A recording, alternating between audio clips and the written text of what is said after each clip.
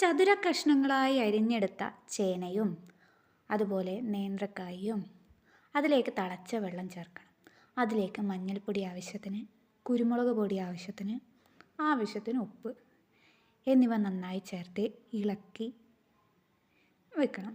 അപ്പോൾ നമ്മളിന്ന് എന്താണ് ഉണ്ടാക്കുന്നതെന്ന് ഏകദേശം എല്ലാവർക്കും മനസ്സിലായിട്ടുണ്ടാവും.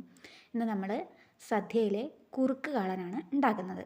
അപ്പോൾ കുറുക്ക് കാളൻ ഉണ്ടാക്കാൻ ആവശ്യമായ സാധനങ്ങളെന്ന് പറയുന്നത് ചേനയും മഞ്ഞൾപ്പൊടിയും കുരുമുളക് പൊടിയും നേന്ത്രക്കായും തേങ്ങയും മുളകും കറിവേപ്പിലയും ഒക്കെയാണ്.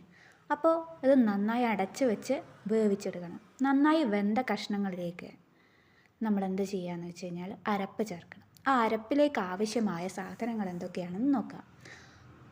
ആവശ്യത്തിന് വെള്ളം ഒഴിച്ച് കുറച്ചും കൂടി വേവിച്ചെടുക്കാം. വെന്തിട്ടില്ലെങ്കിൽ എൻ്റെതിവിടെ ഇത്തിരി വേവ് കുറഞ്ഞ പോലെ തോന്നി, അതുകൊണ്ട് ഞാൻ ലേശം കൂടി വെള്ളം ഒഴിച്ച് തിളപ്പിക്കാമെന്ന് വെച്ചു.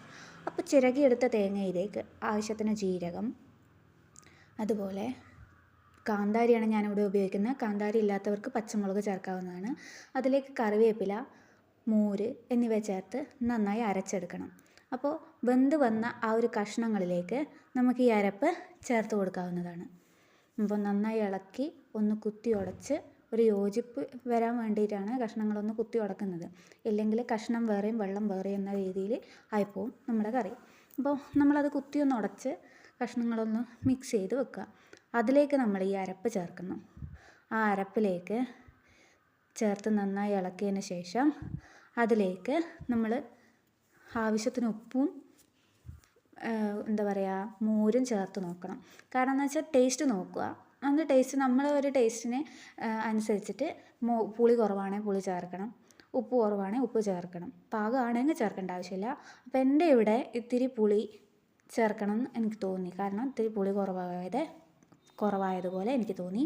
അപ്പം ഞാൻ എന്ത് ചെയ്യാന്ന് വെച്ചാൽ അതിലേക്ക് കുറച്ച് മോരും കൂടി ഒഴിച്ച് ചേർത്തിട്ട് മിക്സ് ചെയ്തിട്ട് ഒന്ന് തിളപ്പിച്ചെടുക്കുന്നുണ്ട്.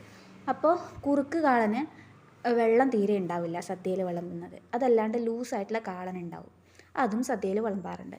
അപ്പോൾ നിങ്ങൾക്ക് ലൂസായിട്ടുള്ള കാളനാണ് വേണ്ടതെന്ന് തിളച്ച വെള്ളം ഒഴിച്ച് കുറച്ച് ലൂസാക്കി എടുക്കാവുന്നതാണ്. അതുപോലെ കുറുക്ക് കാളനാണ് വേണ്ടതെങ്കിൽ അതിലേക്ക് വെള്ളം വറ്റിച്ചെടുക്കുക, ആവശ്യത്തിന് കുറുക്കിയെടുക്കുക.